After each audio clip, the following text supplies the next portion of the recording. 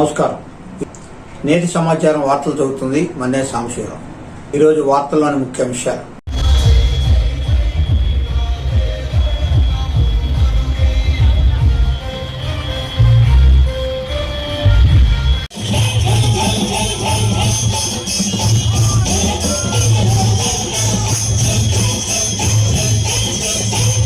అవకాశం తీసుకొని ఈ రాష్ట్రాన్ని అధోగతి పాలు చేసిన వ్యక్తి.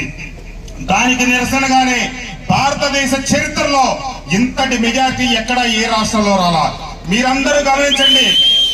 మొన్న 4వ తారీఖున ఇక్కడ జోగి రమేష్ ఎగేసుకుంటా వచ్చాడు. ఒక 100 మంది కార్యకర్తలను చూసుకొని రెచ్చిపోయి, రా కృష్ణప్రసాద్ నువ్వు రాజీనామా చెయ్యి, నేను పోటీ చేస్తా, నువ్వు పోటీ. ఏమి నీకెందుకు సవాల్ వేయాల్సి వచ్చింది? నీకు నాకేమన్నా వాదోపవాదాలు జరిగినాయా? ఏమీ లేదు. కేవలం అధికారం మీద యావ. సరే, నేను చెప్పాను, ఏనుగులు పోతా ఉంటే పక్కన కుక్కలు బొరుగుతా ఉంటాయి, వాటి గురించి మనం పట్టించుకోవాల్సిన అవసరం లేదు. నిన్న అతనిలాగా వెకిలి మాటలు మాట్లాడే వెకిలి సంస్కృతి ఈ తెలుగుదేశం పార్టీకి లేదు. తెలుగుదేశం పార్టీ తొలి శాసనసభాపక్ష సమావేశంలో, ఆ రోజు ఎన్డీఏ కూటమి శాసనసభాపక్ష సమావేశంలో మన పెద్దలు గౌరవనీయులు చంద్రబాబు నాయుడు గారు ఒకటి చెప్పారు. మహిళలను కించపరిచిన, అసభ్య పదజాలం వాడిన, దౌర్జన్యాలు చేసిన, దాడులు చేసిన నా దగ్గరకు వచ్చే పని లేదు, నా గుమ్మం తొక్కే పని లేదని చెప్పిన వ్యక్తి చంద్రబాబు నాయుడు గారు.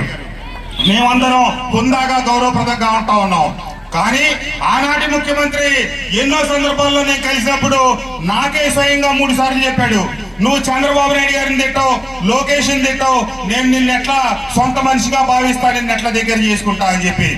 ఆ వ్యక్తికి ఈ వ్యక్తికి ఉన్న తేడా మీరు గమనించండి. రోజు రోజుకి విలువలు దిగజారిపోయి బజార్ను పెడితే ఈ రాష్ట్ర భవిష్యత్తు ఏంటి, మన బిడ్డల భవిష్యత్తు ఏంటి, విలువలు ఏమైపోతాయి అనేది మీరు ఆలోచించండి. అదే రీతిలో ప్రయాణం చేసే ఈ జోగి రమేష్ ఉమ్మడి కృష్ణా జిల్లాలోనే అత్యంత తేడాతో ఓడిపోయిన వ్యక్తి జోగి రమేష్. మైలవరం నియోజకవర్గ చరిత్రలో అత్యధిక మెజార్టీతో గెలిచిన వ్యక్తి వసంత కృష్ణప్రసాద్. ఎన్డీఏ కూటమి మైలవరం నియోజకవర్గ ప్రజల ఆశీస్సులు దీవెలతో ఏ సందర్భం లేకుండా వచ్చి సవాల్ ఇస్తున్నాడు. నేనంట రాజీనామా చేస్తే మన ఇద్దరం పోటీ చేసుకుందాం, నా అంతేదో తెలుస్తాడంట. ఇది వ్యక్తి మాట్లాడితే. నిన్న ప్రెస్ వాళ్ళు అడిగారు, మరి జోగి రమేష్ మీరు రాజీనామా చేసి వస్తే ఆయన పోటీ చేస్తాడంట, మరి మీరు చూసుకుంటారా అని.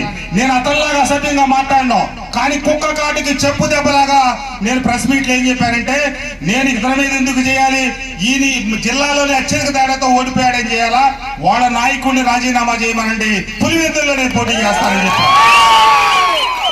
అతనిలాగా వికిల్తనంతో మాట్లాడటం కాదు, కేవలం అతని మాటకి సమాధానంగా చెప్పే తప్పితే రాష్ట్ర స్థాయి ఒక మాజీ ముఖ్యమంత్రిని అగౌరవపరచాలనో కించపరచాలనే ఉద్దేశం నాది కాదు.